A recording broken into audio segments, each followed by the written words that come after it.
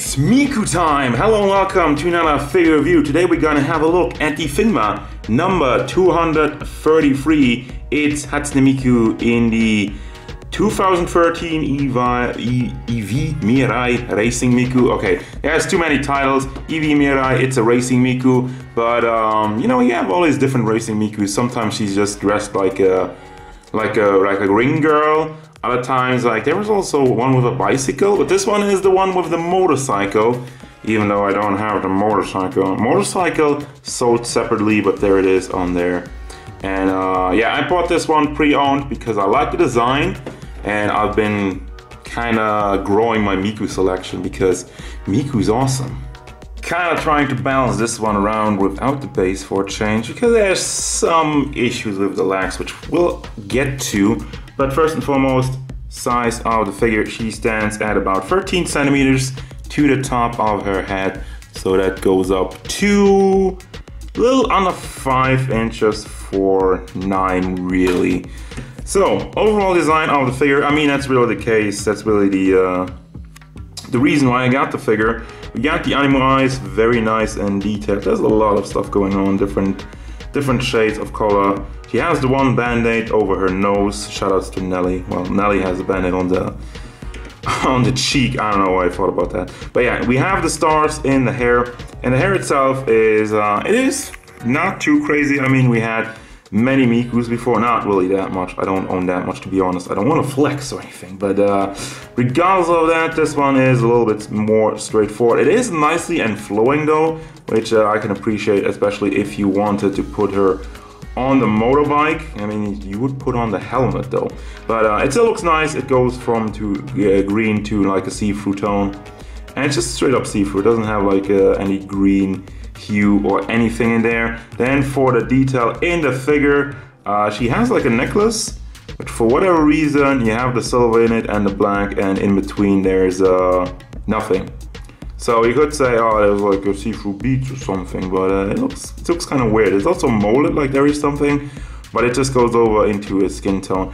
And we have the boobs with the EV MIRAI writing on it. I'm guessing that's a racing company or some kind of sponsor. I'm not really up to date on that. There is some paint bleeding going on between the nice shiny silver metallic and the red. It's not too bad, so I'm not really complaining, but it's more noticeable here in the back. And we got the gloves, which I'm a big fan of. There's some Japanese writing going on in that. It's nicely molded, and you have like a more red pink tone in the gloves itself and the green on the side. So yeah, it's very nicely done, and that is also very nicely painted. It is very clean, don't see any slips in the red. Again, tiny bit of bleeding, but nothing really to complain about. You have the hole in her torso. I will show you, well actually let me show you real quick. You have this to peg in, and you have 2 of these, one that stands out a little bit more. The reason why, I'll put it on right now, but the reason why I didn't put it on in the first place is because it comes loose way too easily. As you can tell, it's just a pack. There's no like round knob at the end to kind of keep it inside, so that might be a problem. Then we got the Good Smile Racing in the back. We got a nice slim torso. Do we have a butt crack? No, we don't. Just checking. But it is nicely done, and the legs, that was one of the things I really liked. There was the butt though. But yeah, what I really liked about is the legs. It's kind of like a little bit more fancy ninja stuff going on. You have like the little shurikens in the knee, and you got the green going down. It looks nice overall. It's a nice biker suit, and that's something I don't have. Character in a biker suit, so I was like, alright. And I'm satisfied, especially with the paint job. It's really clean everywhere, and design-wise, I'm a fan of it. So for the articulation, I'm gonna start off with the hair. You have the flat ball joints, ball hinges in there, so that goes up and down, rotates all the way around, and the stars are actually, how do the stars rotate?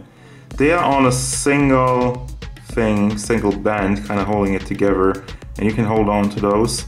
And they will stay in place, or you can move them around a little bit with the hair. And then for the head articulation, goes forward, goes to the back. Nice, it doesn't really go forward actually, there you go. That's all you got. Tilts to the side, goes all the way around. For the shoulders, you got the double ball combination. Typical Figma stuff, one ball joint in the chest and one on the shoulder with a hinge, so it does go up nicely. You got the single ball hinge in the elbow and another ball hinge in the hand, so that moves back, forward in rotation in it. Torso articulation, the chest moves back, forward, have some wiggle motion, tail side to side, and would go all the way around. Yeah, there you go. Be careful with that though, don't want to have anything break off. Now, the rest of the torso, same thing, wiggle motion, forward, back, and if you combine these two, you get some pretty nice posing abilities with this figure. And also the torso, I wouldn't push it too far because this entire crotch piece is soft plastic, but it's still somewhat thick, no pun intended. So it will bend, but it's problematic, and I'll get to why immediately. Thigh rotation. You move it around, oh, it doesn't really move out to the side. That's why her legs are kind of like always like bent inside. But let me move it out to the side. Let me try it. Oh, it disconnected. Oh wow. Okay, so that's an issue. For the record, you can't really move it out to the side, or it will disconnect. There's the other one.